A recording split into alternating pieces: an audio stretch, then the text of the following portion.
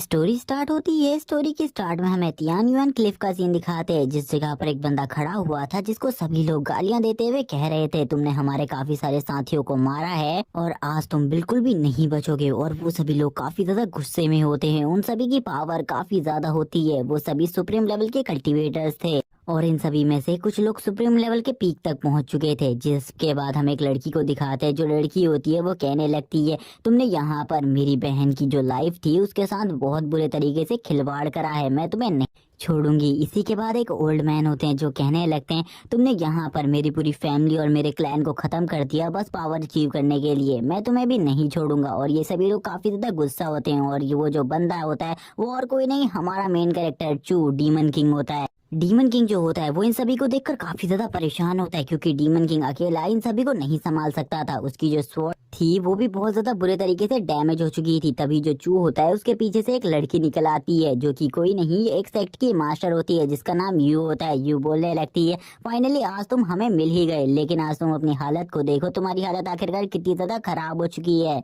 इस पर demon king जो होता है वो हंसते हुए कहने लगता है तुम लोगों को मेरे बारे में बिल्कुल भी नहीं पता है। तुम्हें ऐसा लगता है तुम मुझे मार दोगे, लेकिन ऐसा बिल्कुल भी नहीं होने वाला। तुम सभी मिलकर मुझे बिल्कुल भी नहीं मार सकते। जबकि उसके सामने जो लेडी खड़ी थी वो भी काफी ज्यादा पावरफुल थी और वो उससे कहती है तुम बहुत ज्यादा गलत सोच रहे हो। इस जगह पर जितने भी एल्डर है वो सभी सुप्रीम लेवल के पीक लेवल पर पहुंच चुके हैं। कुछ लोग यहाँ पर सुप्रीम लेवल पर नहीं पहुंचे, लेकिन फिर भी हम सभी लोग काफी है तुम्हें मारने के लिए। जितने भी एल्डर्स होते हैं वो सभी एक दूसरे को तैयार रहने के लिए बोल रहे होते हैं और वो एक फॉर्मेशन को बना रहे होते हैं इतने टाइम में। जबकि डीमन किंग उनसे कहने लगता है तुम आज चाहे कोई भी कोशिश कर लो, मैं नहीं मरने वाला तुम लोगों के हाथ से। इसी के बाद जो यू होती है वो उससे कहती है आज यहाँ पर तुम पक्का मारे जाओगे, लेकिन हमें बताई जाती है जो यू की कल्टीवेशन है वो खाली इस टाइम पर निर्वाणा लेवल पर ही पहुंची है। और इन सभी में सबसे ज्यादा कमजोर यू ही है जो कि अभी नई नई एक सेक्ट मास्टर बनी है जिसकी एज 50 इयर्स है और ये यंग जनरेशन की सबसे ज्यादा पावरफुल स्वॉर्ड मास्टर है अभी तक की। तभी ये अपनी एक स्वॉर्ड फॉर्मेशन को एक्टिवेट कर देती है ताकि वो इससे उसके ऊपर अटैक कर सके, डीमन किंग के ऊपर अटैक कर सके। तभी बाकी सभी लोग भी उसकी मदद के लिए इस जगह पर आ जाते हैं, लेकिन डीमन किंग भी तैयार था। वो भी अपनी पावर का यूज करने लगता है और अपनी स्वॉर्ड से उसके ऊपर अटैक कर देता है, लेकिन डीमन किंग को पता नहीं होता इतने टाइम तक इन सभी ने मिलकर अपनी अपनी पूरी पावर को तैयार कर लिया था और एक बहुत ज्यादा पावरफुल फॉर्मेशन बनाकर इस जगह पर बुद्धा, अजूरा गॉड, मंकी गॉड और अलग अलग गॉड्स की पावर को यूज कर अब वो डीमन किंग की पावर को सप्रेस करने लगते हैं। जो डीमन किंग होता है वो कहने लगता है मैंने तुम लोगों के किसी भी पर्सनल मैटर में कभी भी दखल नहीं दी, मैंने खाली उन्हीं लोगों को मारा जिन्होंने गलत काम किए थे, लेकिन तुम लोगों ने फिर भी उन लोगों का साथ दिया जो लोग सभी लोगों के साथ गलत करते थे, ना कि मेरा। लेकिन अब मैं तुम सभी से अपना बदला लूंगा। तुम सभी को ऐसा लगता है कि मैं मारा जाऊंगा, लेकिन मैं बिल्कुल भी नहीं मरूंगा। इसी के बाद ये सभी लोग यहाँ पर डीमन किंग को मार देते हैं। इन सभी को ऐसा लगने लगता है कि जिन्होंने पूरी डीमन किंग की सोल को भी इसी जगह पर डिस्ट्रॉय कर दिया। डीमन किंग को मारने के बाद जो इनकी कल्टीवेशन होती है वो भी काफी ज्यादा लो रह जाती है। इनमें से कुछ लोगों की कल्टीवेशन जो सुप्रीम लेवल के पीक लेवल पर थी उनकी खाली यिंग यांग रेला में रह जाती है और कुछ लोगों की जो कल्टीवेशन थी वो पूरी तरीके से क्रिपल हो जाती है, क्योंकि डीमन किंग को मारने के लिए इन्होंने अपनी पूरी कल्टीवेशन लगा दी थी इस काम में। अब ये सभी लोग अपने अपने सेक्ट वापस चले जाते हैं। इसी के बाद अब हमें दिखाया जाता है एक पीक का सीन जो कि तियानयुआन कॉन्टिनेंट की एक पीक का सीन दिखाया जाता है जो कि युआनजियान सेक्ट के अंडर में आती है और ये सेक्ट काफी ज्यादा बड़ा है। इसी के बाद अब हमें डीमन किंग की वॉइस को सुनाया जाता है। डीमन किंग बताता है कि उसने अपने वापस से रिबॉर्न करने के लिए पूरी 3000 रीइंकार्नेशन टेक्निक बनाई थी जो कि इतनी ज्यादा पावरफुल रीइंकार्नेशन टेक्निक थी। अगर वो लोग चाहते तो वो उसे पूरे तरीके से खत्म कर देते, वो उसके बाद भी रीइंकार्नेट कर सकता था। उसने अपने लिए काफी सारी ऐसी चीजें बनाई थी जिसके बारे में वो लोग सोच भी नहीं सकते। वो इस जगह पर ये भी चीज रिवील करता है कि उसके पास 3781 बैकअप प्लान्स भी पहले से मौजूद थे, लेकिन अब जबकि वो रीइंकार्नेट हो चुका है अब उसे ज्यादा प्रॉब्लम नहीं होने वाली। लेकिन उसे इस बॉडी के बारे में अभी भी कुछ नहीं पता था। वो कहने लगता है सबसे पहले मुझे इस बंदे की कल्टीवेशन और इसकी बॉडी के बारे में देखना होगा, क्योंकि मैं युहुआ पीक का एक डिसिपल हूँ। हमें इस पीक का नाम भी बता दिया जाता है। तभी उसके सामने उसकी एक सिस्टम स्क्रीन आती है जो कि उससे कहने लगती है तुम्हें वापस से अपनी चीज को चुनना होगा, इस बार तुम क्या बनने वाले हो। पिछली लाइफ में एक डीमन न होने के बाद भी तुमने एक डीमन की तरह बिहेव किया, ऐसा लगा सभी लोगों को कि तुम एक इविल गॉड हो, लेकिन तुम इस लाइफ में अपने उन चीजों को चेंज भी कर सकते हो। जिसके बाद वो कहने लगता है हाँ मुझे भी ये चीजें बिल्कुल भी पसंद नहीं है, मुझे भी किसी लोग को सताना और परेशान करना पसंद नहीं है। तभी उसे ये भी बताया जाता है उसकी सिस्टम स्क्रीन में कि अगर वो जितने भी लोगों को परेशान करेगा उसे पॉइंट्स मिलेंगे एक्स्ट्रा। जिसके बाद वो किसी और चीज को चॉइस कर लेता है और इसी के बाद वो हंसते हुए कहने लगता है, मुझे लगता है कि मुझे अपनी कल्टीवेशन को तेजी से बढ़ाना होगा, क्योंकि इस टाइम पर जो युहुआ पीक के मास्टर है उनकी पावर काफी ज्यादा बढ़ गई है और अगर वो बहुत ज्यादा पावरफुल हो जाएगा तो वो काफी ज्यादा अय्यासियां करेगा। वो अपनी अय्याशियों के बारे में सोचने लगता है और वो इसी टाइम पर अपने लिए और भी काफी सारी चीजों को चॉइस कर लेता है और सिस्टम से काफी सारी चीजों को परचेस करने के बारे में भी सोचने लगता है। तभी जो उसकी सिस्टम स्क्रीन होती है वो वापस से लोड करने लगती है उसकी सारी चीजों को, जिसके बाद वो काफी ज्यादा खुश हो जाता है और अब सिस्टम से कहने लगता है, क्या तुम मुझे इस बंदे के बारे में बता सकते हो जिसकी बॉडी में रीइंकार्नेट हुआ हूँ। तभी हमें इस बंदे के बारे में बताया जाता है, इसका नाम भी चूही होता है और इसके बारे में हमें ये भी बताया जाता है ये 17 साल का एक नॉर्मल स्टूडेंट है, इसकी कल्टीवेशन क्रिपल हो चुकी है, इसके पास कोई भी एक्स्ट्राऑर्डिनरी टैलेंट नहीं है। ये सारी बातें सुनने के बाद तो उसकी हालत खराब हो जाती है। वो कहने लगता है, क्या ये एक बेकार कचरा है, इसके साथ आखिरकार क्या हुआ था, क्या तुम मुझे इसके बारे में बता सकते हो। तभी हमें इसके बारे में बताया जाता है, इसने एक लड़की के प्रोटेक्शन के लिए एक बंदे के साथ एक अरीना फाइट करी थी, जिस अरीना फाइट में उस बंदे ने इसे इतनी बुरी तरीके से पीटा, इतनी बुरी तरीके से पीटा कि जो इसकी कल्टीवेशन है उसे भी बहुत ज्यादा बुरे तरीके से क्रिपल कर दिया। लेकिन जो इसकी मास्टर है उसके वजह से इसे छोड़ दिया गया, क्योंकि ये युहुआ पीक का एक सीनियर डिसिपल है। लेकिन ये इतना ज्यादा कमजोर था कि उस फाइट में ये उस बंदे को जरा सी भी नुकसान नहीं पहुंचा पाया और बहुत ज्यादा बुरे तरीके से घायल हो गया। और आज इस बात को 10 दिन पूरे हो चुके हैं और जो इसकी इंजरी है अब वो काफी ज्यादा बढ़ चुकी है, क्योंकि जो ये सेक्ट है इसमें इसको कोई भी नहीं पूछता। जो कि सेक्ट मास्टर है वो भी इसे बिल्कुल भी पसंद नहीं करती और कोई भी रिसोर्स इसे नहीं दिए जाते। तभी वो कहने लगता है, मुझे इसकी खुद ही कल्टीवेशन को चेक करना होगा। अब वो एक जगह पर बैठकर कल्टीवेशन करने की कोशिश करता है, तब उसे पता चल जाता है कि इस बंदे की बॉडी सही में बहुत ज्यादा बेकार है और इसकी बॉडी में कल्टीवेशन करना उसके लिए बहुत ज्यादा मुश्किल होने वाला है। चू अब सोचता है आखिरकार इस बॉडी में वो किस तरीके से कल्टीवेशन करेगा और अपनी पावर्स को गेन करेगा वापस से। तभी उसको ख्याल आता है और वो कहता है, चलो मुझे सेक्ट मास्टर के पास चलना चाहिए, क्या पता वो मुझे थोड़े बहुत रिसोर्सेज दे दे जिससे मैं कल्टीवेशन कर सकूं।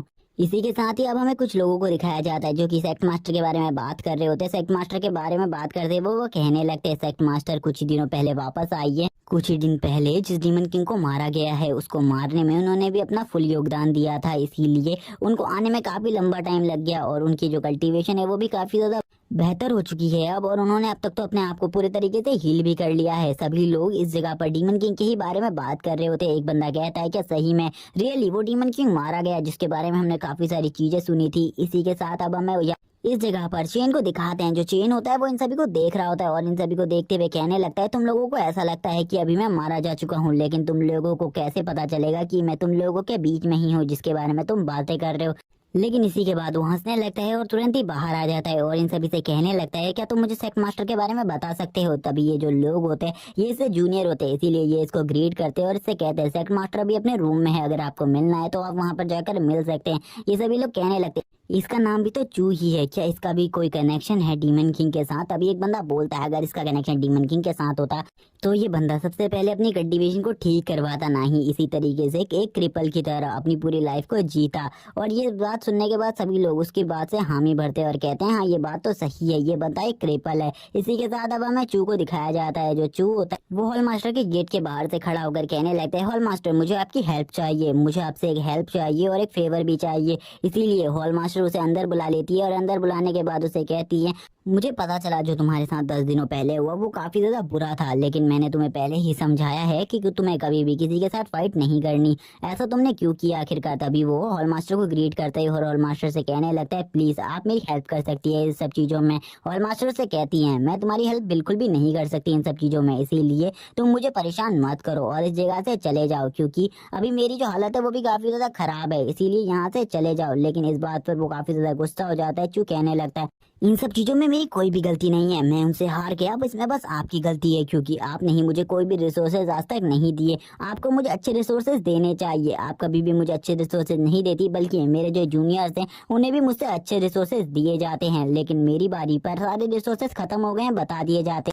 एक सीनियर डिसिपल होने के बाद भी मुझे इस पीक में ऐसा दिखाया जाता है जैसे कि मैं इस पीक का डिसिपल ही नहीं हूँ। इस बात पर हॉल मास्टर को गुस्सा आ जाता है। हॉल मास्टर खड़ी हो जाती है और उससे कहने लगती है, आखिरकार तुम कहना क्या चाहते हो कि मैं अपने सारे के साथ रिसोर्सेज को तुम जैसे कचरे के ऊपर बर्बाद कर दूं। इसी के साथ ही जो चू होता है वो उनसे कहने लगता है मुझे अभी अपनी बॉडी को रिकवर करने की जरूरत है, क्योंकि मैं भी स्ट्रांग बनना चाहता हूं और अब मैं स्ट्रांग बन सकता हूं। मेरे पास काफी सारी टेक्निक्स आ चुकी हैं जिस वजह से मैं अपनी पावर को बढ़ा लूंगा। इसीलिए आपको बस मेरी हेल्प करनी होगी। जो मेरी बॉडी है वो काफी ज्यादा बुरे तरीके से डैमेज हो चुकी है, बस आपको मेरी बॉडी को पूरे तरीके से ठीक करने में मेरी मदद करनी है। जिस पर वो उससे कहती है चलो ठीक है, मैं यहाँ पर इसका इंतजाम कर दूंगी। कुछ दिनों में तुम्हारे पास जितना भी रिसोर्स तुम्हें चाहिए वो सारा का सारा आ जाएगा। इसीलिए तुम बिल्कुल भी चिंता मत करो और दोबारा से मुझे परेशान करने के बारे में मत सोचना। अगर अगली बार तुमने कोई भी ऐसी गलती करी उसके बाद तुम्हें बिल्कुल भी रिसोर्स नहीं मिलेगा।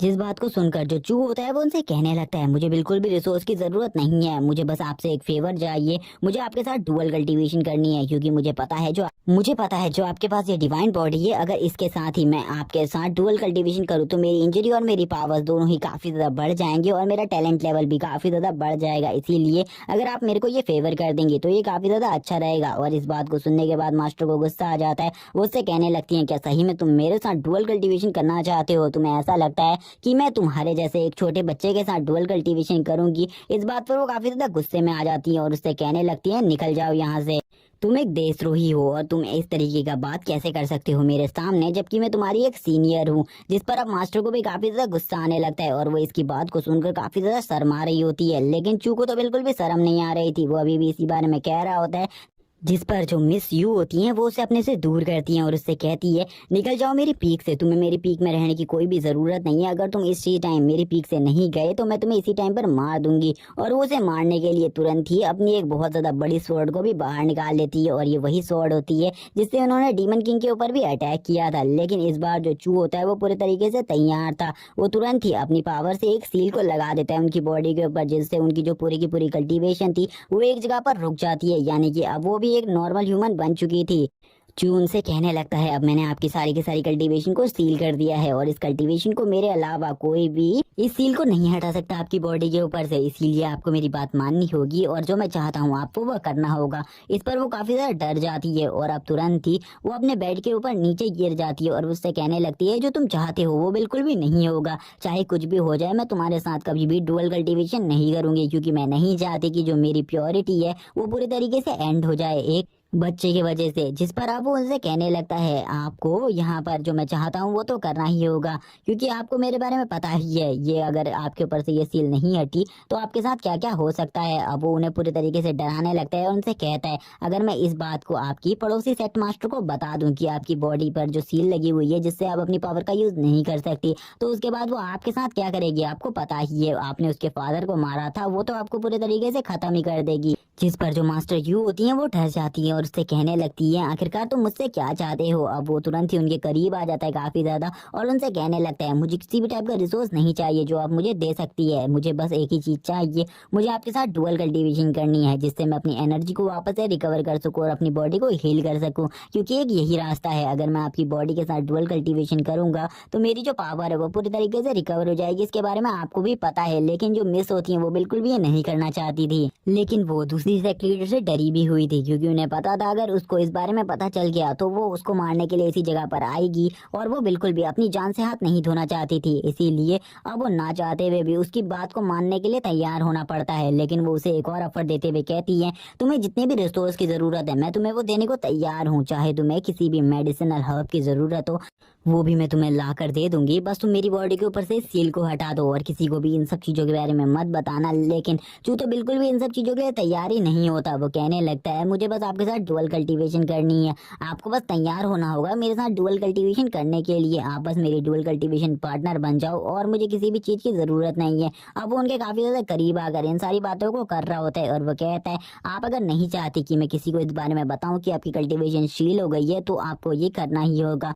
चू इसी के बाद उनसे कहने लगता है अगर तुम ये नहीं करना चाहती तो मुझे इसके बारे में बता दो, लेकिन मैं तुम्हें एक और चीज बता रहा हूँ, अगर तुम मुझे मेरे साथ डुअल कल्टीवेशन करती हो और मेरी डुअल कल्टीवेशन पार्टनर बन जाती हो तो मैं तुम्हें काफी सारी चीजें दूंगा, इससे मैं तुम्हारी कल्टीवेशन को भी और ज्यादा तेजी से बढ़ाऊंगा और तुम्हें जिस भी टाइप की मार्शल आर्ट स्किल की जरूरत होगी वो मार्शल आर्ट स्किल मैं तुम्हें दे सकता हूँ। तभी अब वो भी इसके लिए मान नहीं रही होती, इसीलिए अब चू को भी काफी ज्यादा गुस्सा आ जाता है। इसीलिए अब वो कहने लगता है अब तो मुझे तुम्हारे साथ डुअल कल्टीवेशन करनी ही है, क्योंकि मुझे अपनी बॉडी को हील करना है। अगर मैं अपनी बॉडी को हील नहीं करूंगा तो मैं बिल्कुल भी अपनी लाइफ में कल्टीवेशन नहीं कर पाऊंगा। इसीलिए अब वो उनको बेड में नीचे गिरा देता है और खुद अब उनके ऊपर आ जाता है। और ऊपर आने के बाद कहता है आपको जिस भी चीज की जरूरत हो वो आपको मुझसे मांग लेनी है, वो चीज मैं आपको जरूर दे दूंगा। और इसी के बाद ही अब वो उनके साथ डुअल कल्टीवेशन करने के लिए तैयार हो जाता है। वो धीरे धीरे कर कर उनके साथ डुअल कल्टीवेशन पर आगे बढ़ने लगता है, जिस पर वो उसे मना करने लगती है और उससे कहती है तुम ये चीजें बिल्कुल भी मत करो, क्योंकि ये तुम बिल्कुल भी अच्छा नहीं कर रहे हो। अगर एक बार मेरी कल्टीवेशन वापस आ गई तो मैं तुरंत ही तुम्हें मार डालूंगी।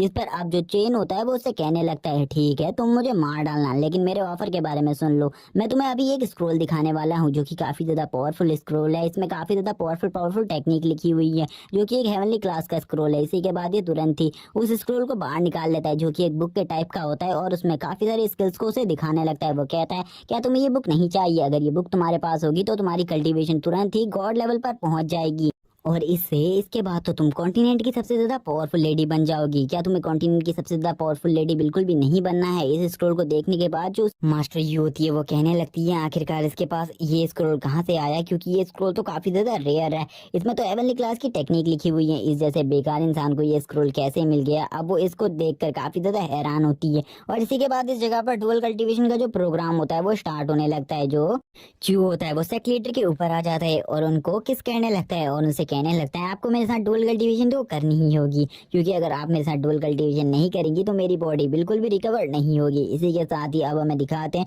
उनके डुअल कल्टीवेशन स्टार्ट हो जाती है और अब सिस्टम की स्क्रीन हमें दिखाती है कि जो यहाँ पर चू है उसको काफी सारे पॉइंट्स मिल चुके हैं, यानी कि उसे 1000 पॉइंट मिलते हैं इन सब चीजों को करने के लिए। इसके बाद सिस्टम बताता है जो चू है उसकी कल्टीवेशन फाउंडेशन बिल्डिंग लेवल के लेवल 9 पर पहुंच चुकी है। अब उसकी जो कल्टीवेशन की स्पीड है वो 20% बूस्ट हो चुकी है और अब वो नॉर्मल ह्यूमन से 20% तेजी से कल्टीवेशन कर सकता है। अब हमें दिखाया जाता है सीन सेक्ट मास्टर का जो कि अपने बेड पर लेटी हुई होती है और चू ने अपना पूरा काम कर लिया होता है इस टाइम तक। चून से कहने लगता है मेरे को जिस चीज की जरूरत थी मेरी बॉडी अब पूरी तरीके से हील हो चुकी है, इसीलिए तुम्हारा जो काम था मेरी लाइफ में वो पूरा हो गया है। जिस पर सेक्ट मास्टर कहने लगती है ठीक है अगर जो तुम्हारा काम है वो पूरा हो चुका है तो तुरंत ही यहाँ पर मेरी बॉडी के ऊपर जो तुमने सील लगाई हुई है उसे तुरंत ही इस जगह से रिलीज कर दो। मैं चाहती हूँ मैं अपनी पावर्स का वापस से यूज कर पाऊँ। जिस पर चू हंसते हुए कहता है क्या सही में तुम्हें ऐसा लगता है कि मैं तुम्हारे ऊपर से उस सील को हटा दूं और तुरंत ही तुम मेरे सर को उड़ा दो? ऐसा बिल्कुल भी नहीं होने वाला। जिस पर सेक्ट मास्टर गुस्सा होते हुए उससे कहती है तुम्हें मेरे ऊपर से इस सील को हटाना होगा वरना मैं इसी रूम के अंदर कैद रहूंगी। मेरे को इस जगह से बाहर जाने का मौका नहीं मिलेगा, क्योंकि अगर किसी को भी मेरी कल्टीवेशन ना होने के बारे में पता चला तो वो लोग मेरा फायदा उठाने की कोशिश करेंगे। तभी जो चू होता है वो उनसे कहता है तुम्हें किसने कहा कि इस रूम से बाहर जाओ? तुम्हें इस रूम के अंदर ही रहना है जब तक मैं चाहता हूँ, क्योंकि अभी मुझे ऐसा लगता है कि मुझे तुम्हारी और जरूरत पड़ेगी और मुझे और काफी ज्यादा टाइम पर तुम्हारे साथ डुअल कल्टीवेशन करना पड़ सकता है, क्योंकि मुझे कल्टीवेशन को बहुत ज्यादा तेजी से आगे बढ़ाना है। अभी तो मैं किसी जगह पर जा रहा हूँ, इसीलिए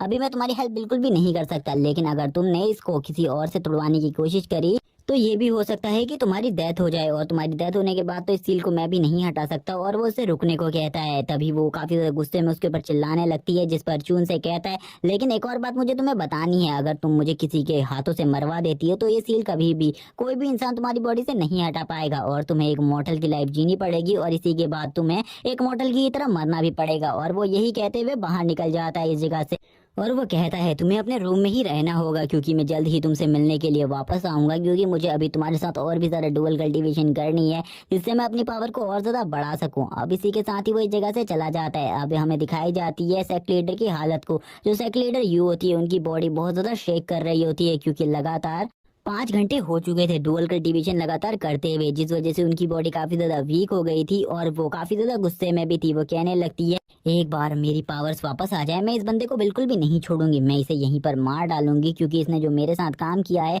वो बहुत ज्यादा गलत है। जिसके बाद तो अब हमें वापस से सीन दिखाया जाता है। चू का जो चू होता है वो बोलता है मुझे पता है वो लेडी मेरे बारे में क्या सोच रही होगी। एक बार मैंने जो उसकी बॉडी पर सील लगा दी है वो सील कोई भी नहीं तोड़ सकता मेरे अलावा। अगर उसे कोई तोड़ सकता है तो वो एक ही बंदा है जिसका नाम हेवनली एम्परर है, क्योंकि ये सील काफी ज्यादा स्ट्रॉन्ग है। इस सील को मैंने बनाने में काफी ज्यादा मेहनत करी थी और इस सील फॉर्मेशन को मैंने ही बनाया बनाया था और इस टाइम पर इस वर्ल्ड में कोई भी एवल यहाँ पर मौजूद नहीं है, जिस वजह से इस सील को मैं ही तोड़ सकता हूँ। अब वापस से सेक्रेटरी लीडर को दिखाते हैं। जो सेक्रेटरी लीडर होती है वो उससे कहती है तुरंत ही यहाँ से निकल जाओ, यहाँ पर किसी को भी आने की जरूरत नहीं है। और वो अपने गार्ड से कह देती है पूरे सेक्ट में सभी मास्टर्स को ये बात बता दो कि जो सेक्टनल लीडर है वो इस जगह पर कल्टीवेशन करने वाली है और वो अपनी कल्टीवेशन को आगे बढ़ाने के लिए एक जगह पर कल्टीवेशन कर रही है, तो इसीलिए उनकी कल्टीवेशन के बीच में उन्हें कोई भी डिस्टर्ब ना करे। कोई भी चीज उन्हें डिस्टर्ब नहीं करनी चाहिए। अगर कोई भी उन्हें डिस्टर्ब करने आता है तो उसको मार दिया जाएगा। इसी के साथ ही सीन शिफ्ट होता है और हमें वापस से सीन दिखाते हैं चू का। जो चू होता है वो कहने लगता है मैं सुबह के टाइम में उस जगह पर गया था, यानी कि सेक्ट मास्टर के पैलेस के अंदर गया था।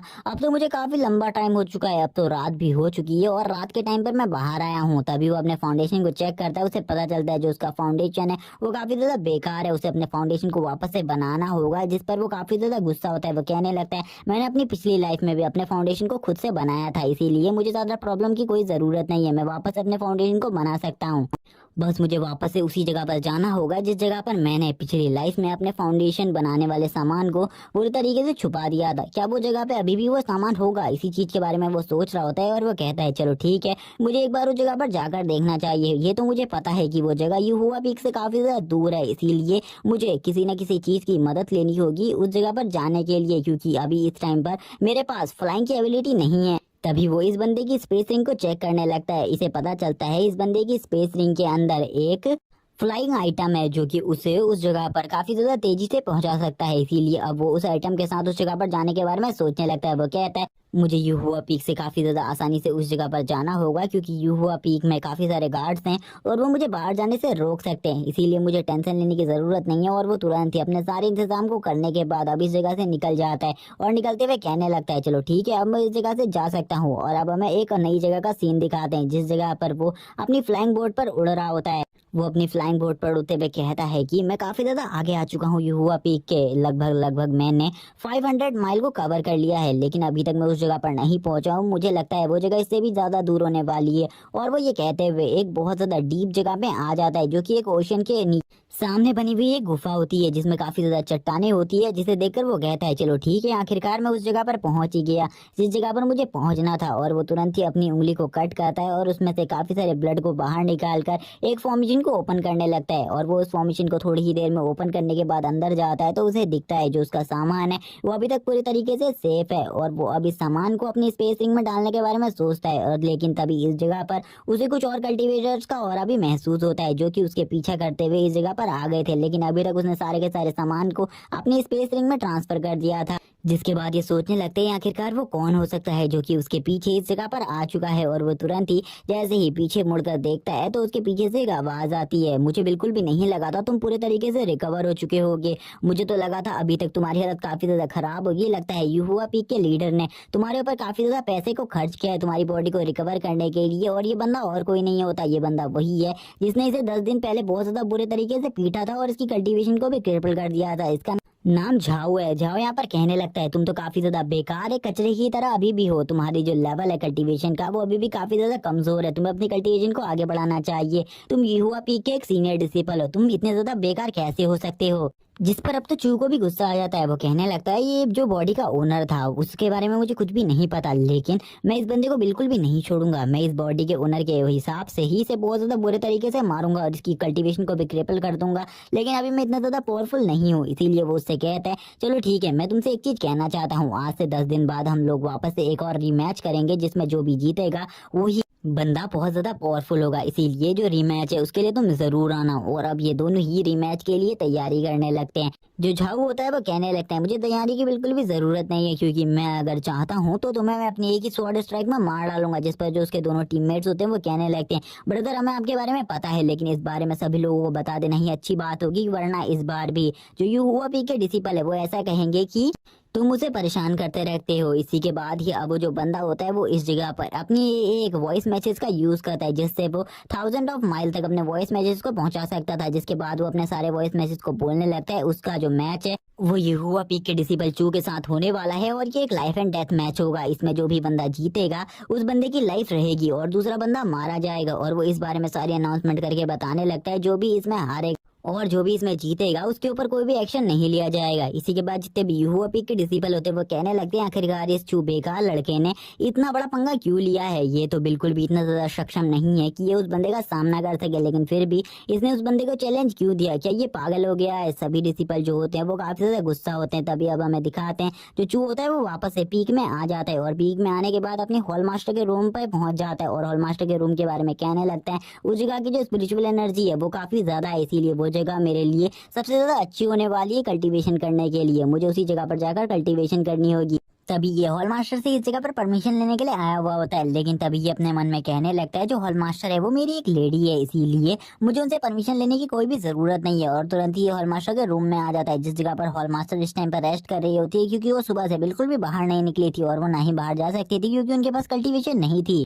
जिसके बाद वो चू को इस जगह पर देखकर कहने लगती है आखिरकार तुम अब इस जगह पर क्यों आए हो, आखिरकार तुम्हें किस चीज की जरूरत है जो कि तुम इस जगह पर आए हुए हो, तुमने यहाँ पर क्या मेरी स्किल को हटाने के बारे में सोच लिया है। तभी चू उनसे कहने लगता है मैंने तुम्हारी स्किल को हटाने के बारे में भी बिल्कुल भी नहीं सोचा है, लेकिन मुझे इस जगह पर कल्टीवेशन करनी है इसीलिए मैं इस जगह पर आया हुआ हूँ। लेकिन मास्टर को ऐसा लगता है कि उसे डुअल कल्टीवेशन करनी है, इसीलिए जो मास्टर होती है वो उसे इन सब चीजों के लिए मना करने लगती है और उससे कहती है तुमने अभी काफी ज्यादा लंबे टाइम तक डुअल कल्टीवेशन करी है इसीलिए तुम्हें अभी डुअल कल्टीवेशन नहीं करनी चाहिए। लेकिन चूज से कहता है मुझे तो करनी है अभी कल्टीवेशन, और इसी के बाद ही वो उनके सामने एक फॉर्मेशन को यूज करने लगता है और कहता है कि मैंने जो आपका पड़ोस वाला रूम था उसमें काफी ज्यादा पावरफुल फॉर्मेशन को बना दिया है, इसीलिए आप उस जगह पर बिल्कुल भी ना आए क्योंकि ये किलर टाइप फॉर्मेशन है, इसमें आपकी जान भी जा सकती है। जिसे देखकर मास्टर काफी ज्यादा हैरान होती है और कहने लगती है आखिरकार तुमने इतनी ज्यादा पावरफुल फॉर्मेशन को कहाँ से सीखा, क्योंकि मुझे इस फॉर्मेशन के बारे में पता है। ये जो फॉर्मेशन है इसे कोई भी नॉर्मल फॉर्मेशन मास्टर नहीं बना सकता, इसके लिए तुम्हें फॉर्मेशन बनाने में एक्सपर्ट होना चाहिए। जिस पर वो कहने लगता है आपको तो पता ही है मैं फॉर्मेशन बनाने में कितना ज्यादा एक्सपर्ट हूँ, मैंने आपकी कल्टीवेशन को रोकने के लिए एक सील को बनाया है तो मैं कितना ज्यादा पावरफुल हो चुका हूँ। और इसीलिए अब उसकी मास्टर उससे कहती है चलो ठीक है अब जल्दी इधर से निकल जाओ। लेकिन वो मास्टर के लिए कुछ सेब लेकर आया हुआ था और वो मास्टर से कहने लगता है अब आपको खाने की जरूरत है खाना, क्योंकि आप एक मॉर्टल है जिस वजह से आपको भूख लगती है और आपको भी सारी की सारी चीजों की जरूरत है। और तुरंत ही जो चू होता है वो उनको पीछे से धक्का मारते हुए कहता है आप तुरंत ही इस जगह पर सो जाइए क्योंकि अभी आपको आराम करने की जरूरत है, क्योंकि जो सुबह मैंने किया है उसके बाद तो आपको काफी ज्यादा लंबा टाइम लगेगा रिकवर करने में। इसीलिए अब चू उस जगह पर उनके सारे के सारे फलों को छोड़कर चला जाता है, जिसके बाद मास्टर काफी ज्यादा डर जाती है क्योंकि उन्हें उस टाइम पर ऐसा लगा हुआ था कि वो उनके साथ वापस से डुअल कल्टीवेशन करने वाला है। और क्योंकि वो काफी ज्यादा घबरा गई थी इसीलिए वो अपने बेड में काफी ज्यादा बुरे तरीके से डर जाती है और वो चू से कहने लगती है तुरंत ही इस जगह से निकल जाओ, एक दिन जब मेरी पावर वापस आ जाएंगी मैं तुम्हें पूरे तरीके से खत्म कर दूंगी। चू यहाँ पर कहता है मुझे तुम्हारी दोबारा से जरूरत पड़ेगी, मैं तुम्हारे साथ दोबारा से कल्टीवेशन करूंगा डुअल, इसीलिए मेरा इंतजार करना है। इसी के साथ ही अब हमारा सीन शिफ्ट होता है, हमें चू को दिखाया जाता है जो कि अपने बॉक्स से सारे के सारे सामान को निकाल रहा होता है और सारी की सारी रेसिपी को पढ़ रहा होता है जिससे वो उस चीज को बना सके, यानी कि अपने फाउंडेशन को बहुत ज्यादा पावरफुल बना सके। जिसके बाद वो एक फ्रूट को निकालता है जिसके बारे में हमें ज्यादा नहीं बताया जाता, लेकिन इस फ्रूट के अंदर काफी ज्यादा पावर है और ये फ्रूट एक नॉर्मल फ्रूट नहीं है बल्कि ये किसी बहुत ज्यादा पावरफुल और प्योर ट्री के ऊपर लगता है जिसे लाइफ ट्री कहा जाता है। इस फ्रूट के अंदर काफी सारे अलग अलग गॉड्स की पावर है, इसीलिए अगर कोई भी बंदा इस फ्रूट को ले लेता है तो उसकी पावर काफी ज्यादा बढ़ जाएगी और उसका फाउंडेशन भी काफी ज्यादा स्टेबल हो जाएगा। तुरंत ही अब वो सारी की सारी रेसिपी को मिला लेता है इसके अंदर और तुरंत ही इस फ्रूट को तुरंत ही खा लेता है। जैसे ही इस फ्रूट को खाता है जो इसकी बॉडी में जो इसकी बॉडी की वेन्स होती है वो अब पूरे तरीके से चालू हो जाती है और सारी की सारी बॉडी में अब फाउंडेशन वापस से बिल्ड होने लगता है। जिस टाइम पर जो सिस्टम होता है वो इसे बताने लगता है जो इसकी कल्टीवेशन है उसका लेवल धीरे धीरे कर गिरता जा रहा है और थोड़ी ही देर में ये एक मॉर्टल बन जाएगा। अब हमें थोड़ी ही देर बाद सिस्टम स्क्रीन को दिखाते हैं, जब सिस्टम स्क्रीन जैसे बताती है कि इसका लेवल गिरकर मॉर्टल लेवल पर पहुंच चुका है, तभी अब इसकी बॉडी के अंदर काफी ज्यादा पावर आने लगती है जिसमें अलग अलग गॉड्स की पावर होती है, जिसमें सबसे पहला नाम फिनिक्स गॉड, दूसरी जो पावर होती है वो ड्रैगन गॉड और तीसरी पावर के बारे में हमें बताया जाता है जो कि लॉर्ड बुद्धा की होती है। इन तीन गॉड्स के अलावा भी उसकी बॉडी के अंदर अलग अलग गॉड की पावर जा रही थी जिनमें टोटली 5 गॉड्स होते हैं जिनकी पावर को अब ये कल्टीवेट करने वाला था। इन पांचों के पांचों गॉड्स की पावर को ये कल्टीवेट करने लगता है। इन पांचों की पावर्स को कल्टीवेट करने के लिए ये कहने लगता है मुझे और भी ज्यादा पावरफुल टेक्निक्स और भी ज्यादा पावरफुल बॉडी की जरूरत होगी, क्योंकि मेरे पास जो ये बॉडी है ये एक नॉर्मल ह्यूमन की बॉडी है, इसीलिए ये बिल्कुल भी इतनी ज्यादा पावर को होल्ड नहीं कर सकती। मुझे इसके लिए किसी डिवाइन बॉडी की जरूरत होगी जिसमें मैं इन सारी गॉड्स की पावर को कल्टीवेट कर सकूं, क्योंकि अगर मेरे पास कोई गॉड बॉडी नहीं होगी, गॉडली बॉडी नहीं होगी तो मैं बिल्कुल भी गॉडली पावर्स को कल्टीवेट नहीं कर सकता। इसी के साथ ही वो वापस अपने ऑरा को चारों तरफ फैलाने लगता है। इस टाइम पर उसका ऑरा काफी ज्यादा बढ़ गया था, तभी हमें दिखाया जाता है इस सेक्ट में काफी ज्यादा पावरफुल थंडर का स्टॉर्म आ जाता है जो कि और किसी के वजह से नहीं बल्कि चू की वजह से हुआ था, जिसको एक और दूसरी क्लिफ की मास्टर ये सब देख रही थी और कहने लगती है क्या यू की कल्टीवेशन काफी ज्यादा बढ़ गई है पहले से, क्या उसने अपनी पावर को और ज्यादा बढ़ा लिया है जिसकी वजह से ये जो स्टॉर्म है ये इस जगह पर क्रिएट हुआ है, जबकि ये सब कुछ चू ने किया होता है और चू की कल्टीवेशन अब धीरे धीरे कर बढ़ रही होती है और वो तुरंत ही फाउंडेशन बिल्डिंग रेलम के लेवल 10 पर पहुंच जाता है और धीरे धीरे कर वो अपनी कल्टीवेशन को आगे बढ़ा रहा होता है। अब पूरी रात लगाकर उसने अपनी कल्टीवेशन को सोल रिफाइनमेंट लेवल के लेवल 1 पर पहुंचा दिया था, जिसमें उसे काफी ज्यादा मेहनत लगी थी। तभी वो कहने लगता है मुझे अपनी कल्टीवेशन को और ज्यादा तेजी से बढ़ाना होगा, क्योंकि मेरी कल्टीवेशन का भी काफी ज्यादा लो है और जिससे मुझे मुकाबला करना है वो इस टाइम तक सोल रिफाइनिंग लेवल के पीक पर पहुंच चुका है और वो जल्दी एम्परर एलम में पहुंचने वाला है। अगर वो एम्परर एलम में पहुंच गया तो मेरा उसे हराना नामुमकिन हो जाएगा, क्योंकि एम्परर एलम में पहुंचने के लिए मुझे लगभग 1 साल का समय लगेगा। इसी के बाद ही जो उसका सिस्टम होता है वो उसे किसी चीज के बारे में बताता है और उसे कहता है उसको एक नई अचीवमेंट हासिल हुई है जिसको वो देखना चाहता था, लेकिन वो उसको नहीं देख पाता। उसके चारों तरफ एक फायर का स्टॉर्म आ जाता है। थोड़ी ही देर बाद उसका सिस्टम की स्क्रीन उसे बताती है उसे जो चीज मिली है वो एक डिवाइन बॉडी है, जो कि अजूरा गॉड बॉडी है, और जिसको देखने के बाद वो काफी ज्यादा हैरान होता है और कहता है आखिरकार मुझे ये बॉडी क्यों मिली है, ये तो सबसे ज्यादा बेकार बॉडी है, क्योंकि इसके अंदर कल्टीवेशन करना काफी ज्यादा मुश्किल है, क्योंकि इसके साथ अगर तुम कल्टीवेशन करते हो तो तुम्हें काफी ज्यादा रिसोर्स की जरूरत पड़ती है। मुझे ऐसा बिल्कुल भी नहीं लगा था मेरी किस्मत इतनी ज्यादा खराब होगी। पहले के टाइम पर लोग इसमें कल्टीवेशन किया करते थे क्योंकि इससे साथ कल्टीवेशन करना बहुत ज्यादा इजी था, लेकिन अभी इस टाइम पर इसके लिए कल्टीवेशन करना बहुत ज्यादा मुश्किल होने वाला है। वो इसके साथ बहुत ज्यादा मुश्किल से कल्टीवेशन कर पाएगा, क्योंकि इस बॉडी के साथ उसे काफी ज्यादा रिसोर्सेज की जरूरत होगी। और अब वो अपने सिस्टम को देखकर काफी ज्यादा गुस्से में होता है। वो कहने लगता है मुझे इस चीज की बिल्कुल भी जरूरत नहीं थी, लेकिन उसके बाद भी सिस्टम ने मुझे चीज दी है तो मुझे इसका अच्छे तरीके से यूज करना होगा। लेकिन इतनी भी यूजलेस बॉडी नहीं है, इसके अंदर मैं अपनी गॉड पावर्स को कल्टीवेट तो कर ही सकता हूँ। चलो ठीक है, अब मुझे इन्हीं सब चीजों को करना होगा। इसी के बाद जो उसका सिस्टम होता है वो उसे बताता है कि उसे कुछ न्यू टेक्निक्स भी दी गई हैं, जिनके बारे में वो उसे बताने लगता है, जिसे देखकर वो हैरान होता है। वो कहता है ये सिस्टम ने जो मुझे टेक्निक्स दी है ये काफी ज्यादा बेहतरीन है, इनका यूज कर मैं अपनी पावर को बहुत ज्यादा तेजी से बढ़ा सकता हूँ, लेकिन इसमें भी मुझे काफी ज्यादा टाइम लगने वाला है अब, क्योंकि ये जो बॉडी है इसके साथ कल्टीवेशन करना तो मेरे लिए काफी ज्यादा मुश्किल होने वाला है। लेकिन तभी उसे याद आती है मिस यू की और वो कहने लगता है मुझे अपनी लेडी के पास जाना चाहिए, क्या पता मैं अगर उसके साथ डुअल कल्टीवेशन वापस से करूँ तो मैं अपनी पावर और कल्टीवेशन को और ज्यादा तेजी से बढ़ा सकूँ।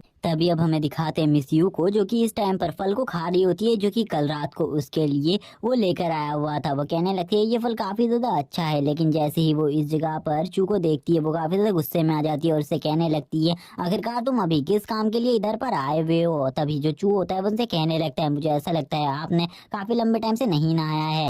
तो वो उसके बारे में उससे कहने लगती है तुमने मेरे रूम पर पूरे तरीके से कब्जा कर लिया है, जिस वजह से मैं नहीं नहा पा रही हूँ, इसीलिए जब तक तुम उस रूम से नहीं हट जाते तो मैं उस जगह पर बिल्कुल भी नहीं नहाने वाली। जिस पर वो उनसे कहने लगता है तो ठीक है, मेरे को लगता है कि ये सब कुछ जो भी हुआ ये मेरी गलती की वजह से हुआ, इसीलिए मुझे आपको खुद ही नहाने के लिए ले जाना चाहिए, ये सारी मेरी गलती है। जिसे सुनकर वो काफी ज्यादा हैरान होती है। वो अपने मन में सोचने लगती है आखिरकार ये लड़का क्या चाहता है मुझसे, जो कि अपने रूम में मुझे लेकर जा रहा है, जिस रूम को मैंने इसे दिया है। उन्हें यहाँ पर इसकी ये सारी की सारी बातें बिल्कुल भी समझ में नहीं आ रही होती। टीचर यू कहने लगती है तुम्हें इतना ज्यादा प्रॉब्लम उठाने की जरूरत नहीं है, मैं खुद जाकर उस जगह पर नहा लूंगी। लेकिन चू बहुत ज्यादा जिद करने लगता है और कहने लगता है मुझे आपको खुद अपने हाथों से ही उस जगह पर छोड़ना होगा, इसीलिए वो तुरंत ही उनके हाथ को होल्ड करने लगता है और वो उनसे कहने लगता है माय लेडी मुझे लगता है आपको मेरे साथ उस जगह पर जाना चाहिए। और वो बहुत ज्यादा रिस्पेक्टली उनसे बातें कर रहा होता है इन सब चीजों के ऊपर। थोड़ी ही देर बाद हमें दिखाते हैं वो उनके हाथ को पकड़कर अपने रूम की तरफ ले जाने लगता है और वो कहता है चलो ठीक है आपको मेरे साथ चलना चाहिए उस जगह पर, आपको काफी ज्यादा मजा आएगा। और वो अब अपने रूम में ले आता है उन्हें, और वो जैसे ही उन्हें इस जगह पर लेकर आता है वो एक बेड जैसी चीज होती है जिसके ऊपर उन्हें गिरा देता है और उनसे कहता है अब आपको इसी जगह पर रहना है, जिसको देखकर वो हैरान होती है और उससे कहती है आखिरकार तुम अब मेरे साथ क्या करने वाले हो। जिस पर अब वो समझ रही होती है जो चू है वो उनके साथ आगे क्या करने वाला है, इसीलिए वो उससे कहती है तुम्हें ये बिल्कुल भी नहीं करना है, क्योंकि ये चीज तुमने कल ही करी है, तुम्हें ये चीज नहीं करनी है। लेकिन जो चू होता है वो तुरंत ही जो उनका हैंड होता है उसके ऊपर किस करने लगता है, उनसे कहता है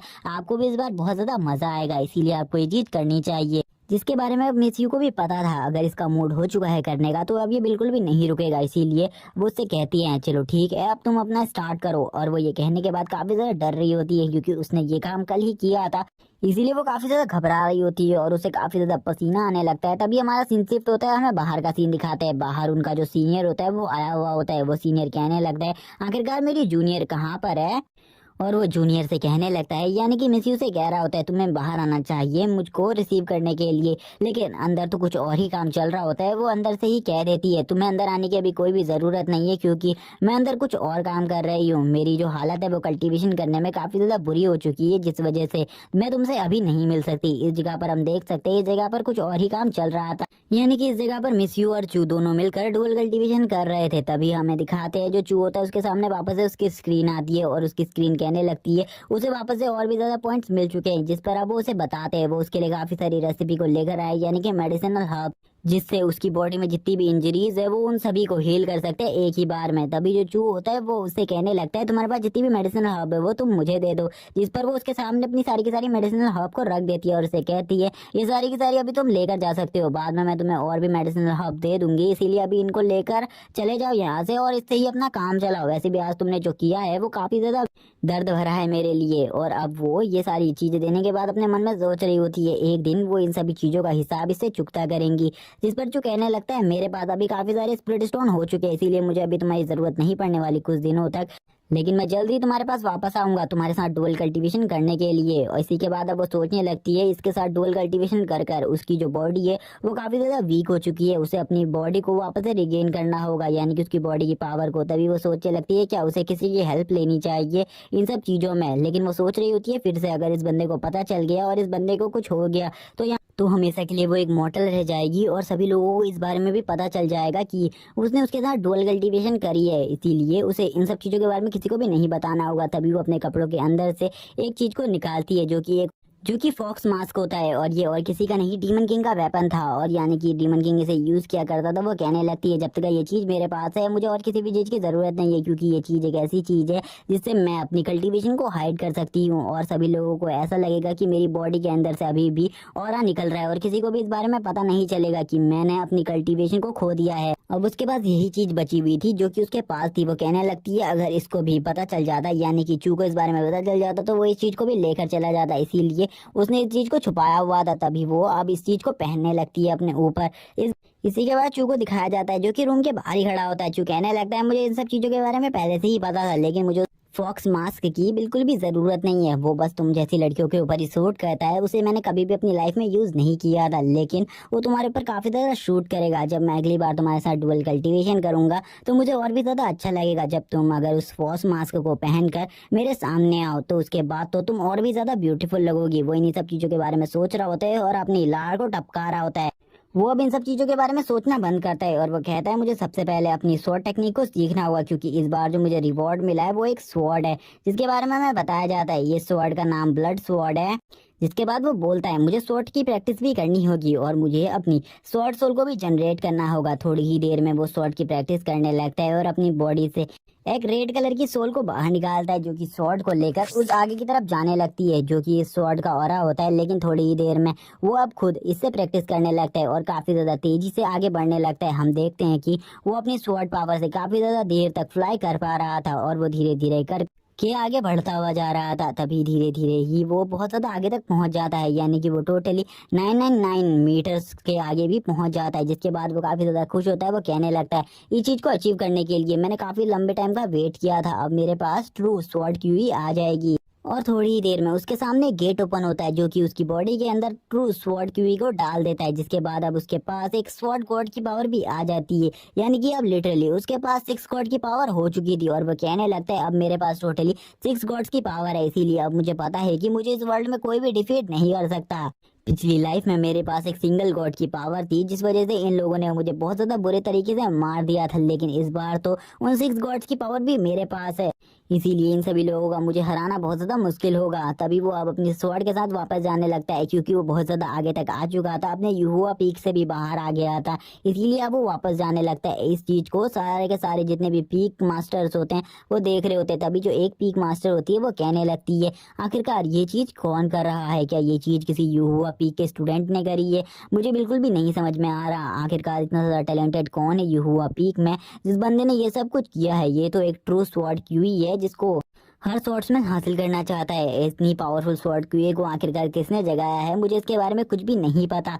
और अब वो इन्हीं सब चीजों के बारे में सोच रही होती है। और गाइस हमें इनके पीछे एक रिंग भी दिखाई जाती है, लेकिन हमें इन सब चीजों के बारे में ज्यादा नहीं बताया जाता इस एपिसोड में, और इस सीरीज में शायद से हमें आगे इन सब चीजों के बारे में बताया जाएगा कि आखिरकार इनका लेवल क्या है और ये कितनी ज्यादा पावरफुल है। और अब हमारा सीन शिफ्ट हो जाता है और अब हमें 3 दिन बाद का सीन दिखाते हैं, और अब वो टाइम आ चुका था जब वो लाइफ एंड डेथ मैच होने वाला था। इस जगह पर सारे के सारे पीक के स्टूडेंट आ चुके थे। इस जगह पर झाओ भी आ गया था। झाओ कहने लगता है उस बंदे को तो मैं इस बार बहुत आसानी से हरा दूंगा, लेकिन दूसरा बंदा यहाँ पर बोलता है जो उसका साथी होता है, वो कहता है तुम्हें उस जगह पर लड़ने की जरूरत ही नहीं है। अगर तुम चाहो तो मैं उस जगह पर जाकर उसे डिफीट कर दूं और उसे मार डालूं, क्योंकि तुम्हारे लिए उस बंदे को हराना बहुत ज्यादा आसान है। तभी जो एक बंदा होता है वो कहने लगते हैं आखिरकार सिस्टर जियून इस जगह पर क्यों आई हुई है। तभी जो सिस्टर जियून होती है वो उसे बताने लगती है कि उसी लड़की के वजह से ये सारे पंगे हुए थे, जिसके वजह से वो इस जगह पर खुद ब खुद आई हुई है। जब उसे इस बारे में पता चलता है तो वो कहने लगते हैं आखिरकार इसी लड़की की वजह से जो इन सारी चीजों में चू फंसा हुआ है। वो सिस्टर जू के बारे में सोचने लगता है, यानी कि जियाओ के बारे में सोच रहा होता है काफी सारी चीजें। तभी हमें झाओ को दिखाता है। जो झाओ होता है वो कहने लगता है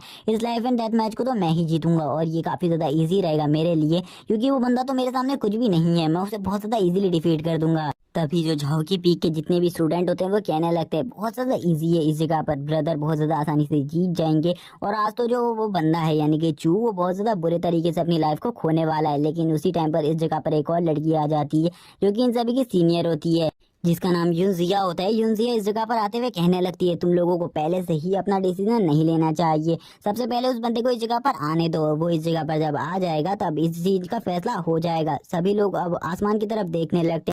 स्काई की तरफ से कोई आ रहा होता है जो कि और कोई नहीं चू होता है। चू कहने लगता है मैं इस जगह पर आने में थोड़ा लेट हो गया, इसके लिए मैं तुम सभी से माफी मांगना चाहता हूँ। लेकिन सभी लोग कहने लगते हैं तुम्हारे लेट आने का मतलब भी कुछ नहीं है, तुम्हें आज इस जगह पर मारा ही जाना है और कुछ भी नहीं। तभी हम देखते हैं जो चू होता है वो सबसे पहले मिलता है यूनजिया से, जो कि उसकी जूनियर होती है। उसकी जूनियर उससे कहने लगती है ये मैच में तुम्हें पार्टिसिपेट नहीं करना चाहिए, तुम ऐसे ही हार मान लो, क्योंकि अगर तुम पहले ही हार नहीं मानी तो तुम्हें बाद में जान गंवानी पड़ सकती है, क्योंकि तुम्हारा जो अपोनेंट है वो काफी ज्यादा स्ट्रांग है। लेकिन उससे वो मना करता है हार मानने के लिए और कहने लगता है मैं इस मैच को बिल्कुल भी ऐसे ही नहीं हार सकता, मुझे इस मैच को जीतना है कुछ भी कर। तभी वो उस लड़की की तरफ देखने लगता है, यानी कि जियाओ की तरफ। जियाओ को देखते हुए वो कह रहा होता है ये लड़की तो सही में काफी ज्यादा ब्यूटीफुल है और ये लड़की काफी ज्यादा अच्छी भी लगी मुझे। क्या यही वो लड़की है जिस वजह से ये सहारे पंगे हुए हैं? लेकिन अब मुझे कुछ भी नहीं करना, मुझे सबसे पहले उस बंदे को हराना होगा। लेकिन वो इस लड़की के बारे में सोच रहा होता है, क्या जो इस बॉडी का ओनर है वो इस लड़की को पसंद करता था, लेकिन इसके बारे में उसे ज्यादा चीजें नहीं पता चलती,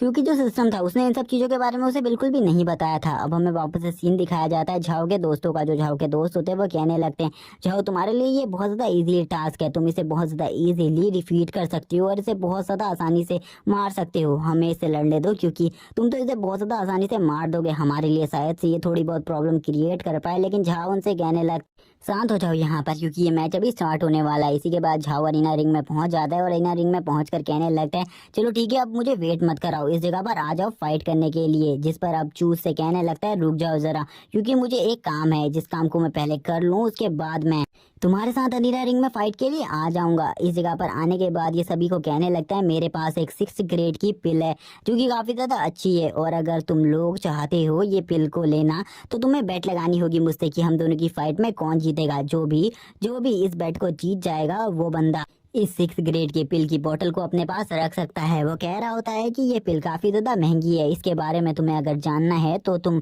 इस जगह पर जो एल्केमी मास्टर आए हुए हैं उनसे पता कर सकते हो। जैसे ही कुछ बंदे इस 6 ग्रेड की पिल को देखते हैं वो हैरान हो जाते हैं और कहने लगते हैं ये तो सही में एक 6 ग्रेड की पिल है, शायद से ये तो काफी ज्यादा महंगी मिलती है। जिसके बाद एक बंदा आगे आते हुए कहता है जो कि झाओ का दोस्त था, वो कहता है इस पिल की मुझे काफी ज्यादा जरूरत थी, क्योंकि मैं एम्परर एलम में पहुंचने वाला हूँ, इसीलिए मुझे इसकी जरूरत है। मुझे बिल्कुल भी नहीं पता था ये जो पिल है ये तुम जैसे बेकार कचरे के पास होगी। लेकिन जो दूसरी तरफ उसकी साथी होती है यानी कि उसकी जूनियर, वो उससे कह रही होती है अगर तुम इस पिल को बेचोगे तो सेक्ट मास्टर तुम्हारे पर काफी ज्यादा गुस्सा होंगी। लेकिन उसे पता था जो सेक्ट मास्टर है वो तो उसे कुछ भी नहीं कहेंगी, क्योंकि वो तो अब उसकी लेडी है, इसीलिए वो हंस रहा होता है। वो कहने लगता है उससे तुम्हें इसकी रियल प्राइस लगानी होगी, और इसकी रियल प्राइस अगर तुम जानना चाहते हो तो इस जगह पर एक एल्केमी मास्टर आए हुए हैं, वो तुम्हें इसके बारे में बता सकते हैं। तभी वो इसे देखकर कहने लगते हैं हाँ ये जो पिल का बॉटल है ये सही में एक 6 ग्रेड की पिल है जिससे तुम ब्रेक थ्रू कर सकते हो किसी भी लेवल पर, लेकिन जो इसका प्राइस है वो काफी ज्यादा होता है, इसके लिए तुम्हें 6 मिलियन टॉप ग्रेड के स्पीड स्टोन को देना होगा अगर तुम इसको परचेस करना चाहते हो। तो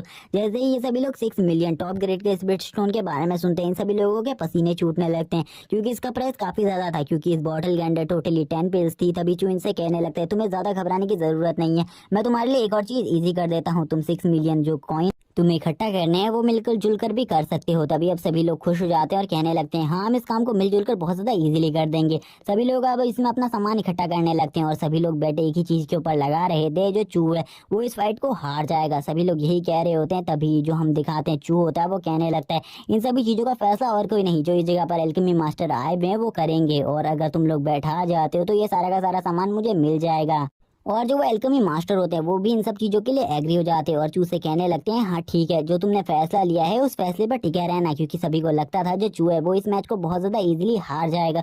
तभी जो चू होता है वो एक बहुत ज्यादा लॉन्ग जंप लेता है और तुरंत ही अरीना के अंदर आ जाता है। अरीना के अंदर आते ही वो कहता है चलो ठीक है अब मैच स्टार्ट होता है, जिस पर हमें दिखाया जाता है उसका अपोनेंट झाओ, जो कि यहाँ पर कह रहा होता है तो मेरे सामने एक बहुत ज्यादा इजी टास्क हो, मैं तुम्हें बहुत ज्यादा इजीली हरा दूंगा। लेकिन अब चू अब उससे बोलने लगता है तुम्हें अपने आप को ज्यादा नहीं समझना चाहिए, क्योंकि मेरी कल्टीवेशन पहले से काफी ज्यादा बढ़ गई है, इसीलिए मैं तुम्हें बहुत ज्यादा बुरे तरीके से मारूंगा आज। जिस पर अब वो बंदा वापस बोलता है वो तो देखा जाएगा, वो वक्त बताएगा आखिरकार हम दोनों में से कौन इस फाइट को जीतता है, क्योंकि मुझे तो पता है तुम्हें मैं इस फाइट में बहुत ज्यादा बुरे तरीके से हराने वाला हूँ और शायद से मैं तुम्हारी जान भी इसी फाइट के अंदर ले लूंगा। तभी अब हमें झाओ के एक दोस्त को दिखाया जाता है जिसने झाओ के ऊपर बैट लगाई थी। वो कहने लगता है इस मैच का जो रियल विनर है वो झाओ ही है। झाओ जो होता है वो अपनी पावर को रिलीज करता है, जिसके साथ ही वो अपनी पर्पल कलर की लाइटनिंग को रिलीज करते हुए कहता है चलो ठीक है तुम मेरे सबसे पहले मूव से बचकर दिखा दो, क्योंकि इस मूव से बचना तुम्हारे लिए बहुत मुश्किल है, पिछली बार भी तुम इस मूव से नहीं बच पाए थे। इसी के बाद ये एपिसोड यहीं पर एंड हो जाता है। और गाइस मैं एक और बात बताना चाहता हूँ इस सीरीज के बारे में। इस सीरीज के जितने भी चैप्टर थे मैंने उन सभी चैप्टर्स को एक्सप्लेन कर दिया है, इसीलिए जैसे इसके आगे के चैप्टर रिलीज होंगे मैं आगे के चैप्टर्स को भी एक्सप्लेन कर दूंगा। तब तक के लिए चैनल को सब्सक्राइब कर दो, वीडियो को लाइक कर दो और कमेंट करके बताओ कि आपको ये सीरीज कैसी लगी, क्या आप इसका नेक्स्ट पार्ट देखना चाहते हो या फिर नहीं।